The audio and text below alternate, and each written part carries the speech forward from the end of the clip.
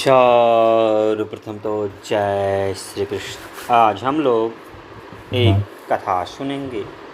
कथा बड़ी ही धार्मिक, मार्मिक तथा आध्यात्मिक है। इस कथा को बड़े ही ध्यान से आप सुने, क्योंकि किसी भी कथा को ध्यान से सुनने पर ही कथा समझ में आता है तथा कथा का आनंद भी आता है।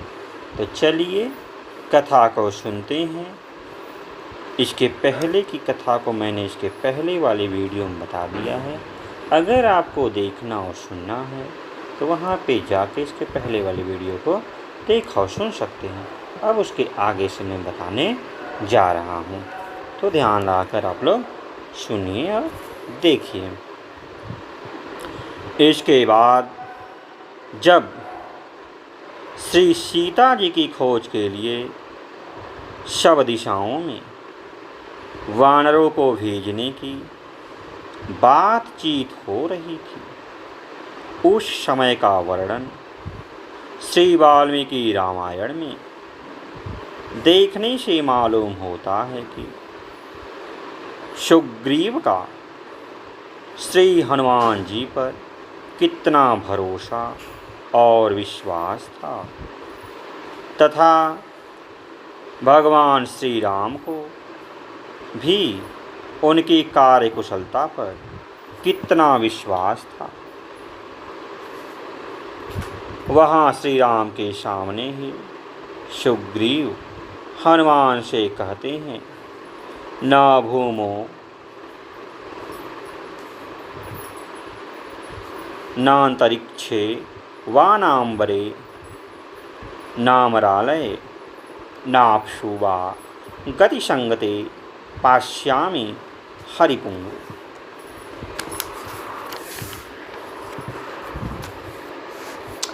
कपिश्रेष्ठ, तुम्हारे गति का अवरोध न पृथ्वी में, न अंतरिक्ष में, न आकाश में और न देवताओं में अथवा जल में ही देखा जाता है। देवता, असुर, गंधर्व, नाग, मनुष्य, इनके सहित उनके समस्त लोकों का, समुद्र और पर्वतों सहित तुम्हें भली भांति ज्ञान है। महाकपे, तुम्हारी गति, वेग, तेज और फुर्ती तुम्हारे महान बलशाली पिता वायु के समान है। वीर, इस भूमंडल पर कोई भी प्राणी तेज में तुम्हारी समानता करने वाला न कभी हुआ और न है। अतः जिस प्रकार सीता मिल सके वह उपाय तुम्हें सोच कर बताओ। हनुमान, तुम नीति शास्त्र के पंडित हो।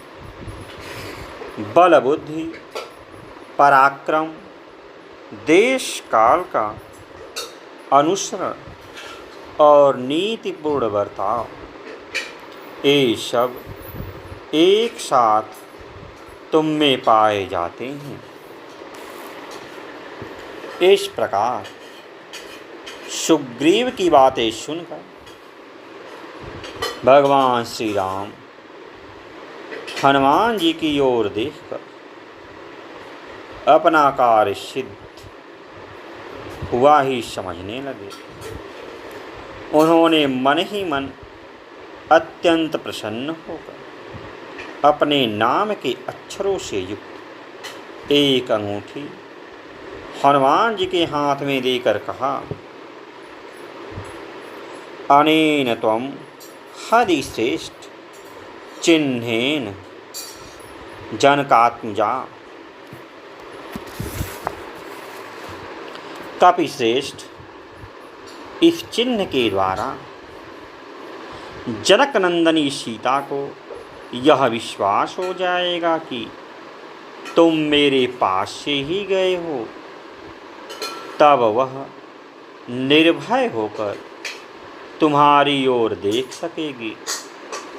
वीरवर, तुम्हारा उद्योग, धैर्य और पराक्रम तथा सुग्रीव का संदेश मुझे इस बात की सूचना दे रहे हैं कि तुम्हारे द्वारा इस कार्य की सिद्धि अवश्य होगी।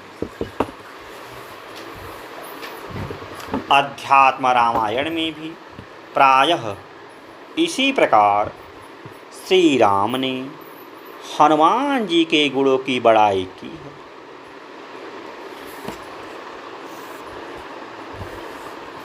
वहाँ निशानी के रूप में अपनी मुद्रिका देकर भगवान श्री राम हनुमान जी से कहते हैं, अस्मिन् कार्ये प्रणाम ही त्वमेव कपिशत्वं जानामि सत्वं ते सर्वगच्छ पंथा शुभस्त्वम्। कपिश्रेष्ठ, इस कार्य में केवल तुम ही समर्थ हो। मैं तुम्हारा समस्त पराक्रम भली भांति जानता हूँ। अच्छा, जाओ, तुम्हारा मार्ग कल्याणकारक हो। इसके बाद जब जामवंत और अंगद आदि वानरों के साथ हनुमान जी श्री सीता जी की खोज करते करते समुद्र के किनारे पहुँचते हैं और श्री सीता का अनुसंधान न मिलने के कारण शोकाकुल होकर सब वहीं अनशन व्रत लेकर बैठ जाते हैं।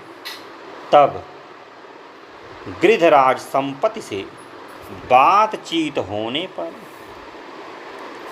पता लगता है कि 100 योजन समुद्र के पार लंकापुरी में राक्षस राज रावण रहता है। वहाँ अपनी अशोक वाटिका में उसने सीता को छिपा रखा है। तब सब वानर एक जगह बैठकर परस्पर समुद्र लांघने का विचार करने लगे। अंगद के पूछने पर सभी ने अपनी अपनी सामर्थ्य का परिचय दिया, परंतु श्री हनुमान जी चुप साधे बैठे ही रहे।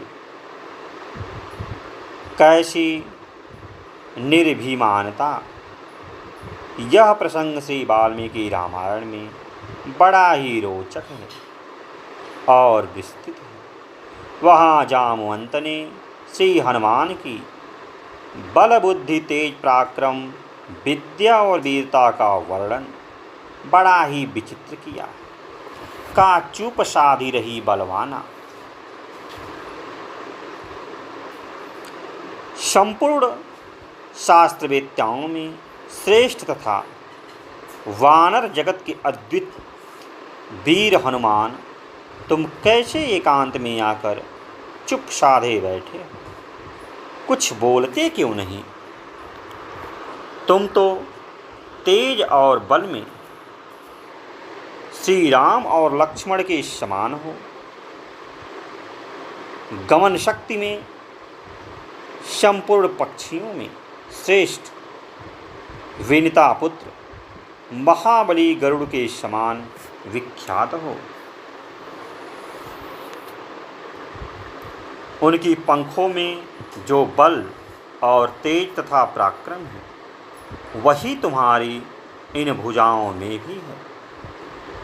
वानर श्रेष्ठ, तुम्हारे अंदर समस्त प्राणियों से बढ़कर बल, बुद्धि, तेज और धैर्य है। फिर तुम अपना स्वरूप क्यों नहीं पहचानते? इसके बाद जामवंत उनके जन्म की कथा बताते हैं तथा बाल्यावस्था के पराक्रम और वरदान की बात कहकर उनके बल की स्मृति अंत में कहते हैं। तो आज के लिए इतना ही। फिर किसी दिन अन्य वीडियो में मिलते हैं। तब तक के लिए जय श्री कृष्ण, जय श्री कृष्ण।